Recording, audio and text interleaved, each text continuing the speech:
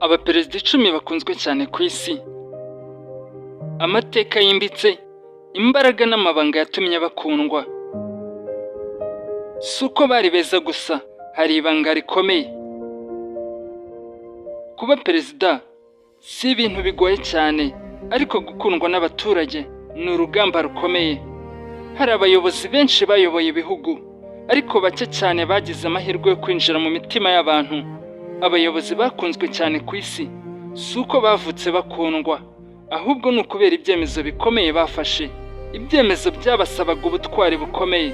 Uyu munsi tugiye kureba abayobozi 10 bahinduye amateka, tukamenya neza impamvu bakunzwe n'amasomo twabigiraho.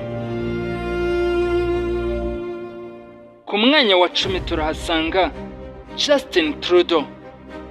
Justin Trudeau yavutse ku ya 25 z'ukwa 12 mu cya 1971. Ni umunyapolitike wo muri Canada, wabaye minisitiri w'intebe wa 23 wa Canada kuva mu mwaka wa 2015 kugeza mu kwezi kwa gatatu mu 2025. Akaba yarayoboye ishyaka ry'Abaliberon kuva mu mwaka wa 2013 kugeza mu mwaka wa 2025. Nk'umuhungu w'imfura wahoze ari minisitiri w'intebe, Pierre Trudeau yarerewe mu ruhame, nyuma akora nk'umwarimu mbere gato yo kwinjira muri politike. Yegukana umwanya we wa mbere mu 2008, kandi yaje kwegukana intsinzi mu matora 3 yikurikiranya. Impamvu yakunzwe: Justin Trudeau yashyize imbere uburinganire n'ubwubahane, yubatse igihugu gifite ubumwe mu bantu batandukanye. Uyu munsi aracyayobora Canada, akomeza gukundwa n'abaturage benshi.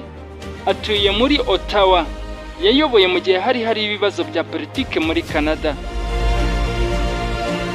Ku mwanya wa 9 turahasanga Sanna Marin.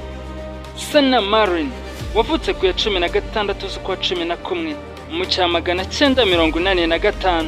Ni umunyapolitike wo muri Finland, wabaye minisitiri w'intebe wa Finland kuva mu mwaka wa 2019 kugeza mu 2023. Akaba yarabaye umuyobozi w'ishyaka ry'Abademokrate mu mwaka wa 2020. Yakuriye i Pakran, nyuma yize siyansi y'ubuyobozi muri kaminuza ya Tampere. Yinjiye mu ishyaka ry'Abademokrate mu mwaka